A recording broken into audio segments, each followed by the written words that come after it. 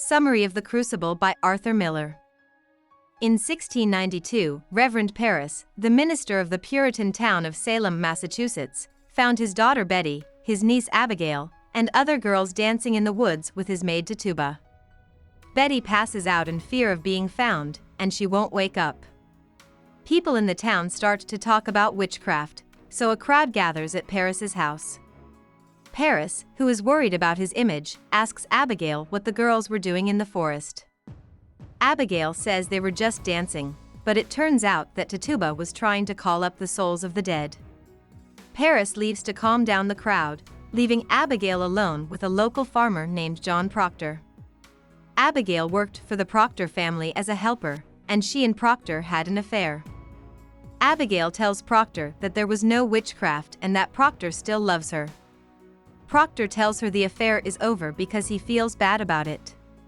When the people downstairs start singing a song, Betty screams, and Parris, Thomas Putnam, and Putnam, Rebecca Nurse, and Giles Corey run up the stairs to join her. A fight about whether Betty's illness was caused by witchcraft quickly turns into a fight about other local political problems. Reverend Hale, who is known for looking into witchcraft, shows up at that moment, and Proctor, Rebecca Nurse, and Giles Corey leave. Tituba breaks down when she is told she will be punished if she doesn't say she talked to the devil. She starts to name some of the other witches in town. Abigail jumps up and starts to name more witches because she knows she will be punished if she doesn't name names with Tituba. When Betty gets up, she joins in. 8 days later, Proctor and his wife Elizabeth talk about how many people have been accused of witchcraft by a court run by the province's second-in-command. Mary Warren, who works for them, is one of the girls accusing people in the town of witchcraft. She tells them that Elizabeth is also on the list of people who have been charged. Elizabeth wants Proctor to tell everyone that Abigail is a fake, but she thinks that Proctor might still like the girl. Hale comes to check on the Proctors as Proctor angrily denies it. Giles Corey and Frances Nurse, whose wives have been accused of witchcraft and put in jail, soon come after him. Right after that, the police come and take Elizabeth away. Once they are alone, Proctor tells Mary that if she doesn't reveal the other girls as fakes, he will go talk to Abigail. Proctor takes Mary to court to show that the charges against her are false. The girls, led by Abigail, say that it's not true. Proctor tells everyone about his relationship with Abigail to show that she has been lying. Deputy Governor Danforth calls on Elizabeth, who Proctor says will never lie, to see if he is telling the truth. But when asked if Proctor had an affair with Abigail, Elizabeth says no to protect her husband's honor. Abigail and the other girls use the chance to act like Mary's spirit is coming after them. Mary can't take it anymore and joins them. She says that Proctor is working with the devil and that he is a traitor. Danforth gives the order to arrest Proctor. Hale, who now believes Proctor, says that what the court did was wrong. Nearby towns get angry and start fighting because of the witch trials.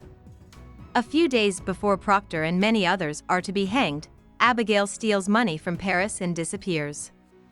Parris and Hale try to get the people who have been found guilty of witchcraft to confess so they don't have to die.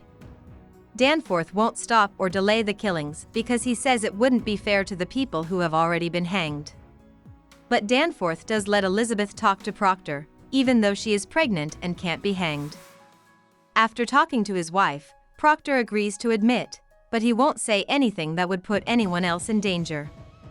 After he signs his statement, he won't give it to the police. He says that his name is all he has left, so he won't sign a lie. Danforth says that he won't accept Proctor's statement if he is not telling the truth. Proctor rips apart the claim. Parris and Hale are horrified as they watch Proctor go to the gallows, but Elizabeth says that he has gotten his goodness back. About the author.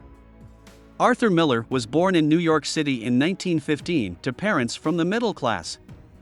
Miller was not a smart boy, but he chose to become a writer and went to the University of Michigan to study journalism. There, he won awards for the plays he wrote. The Man Who Had All the Luck, his first play, opened in 1944.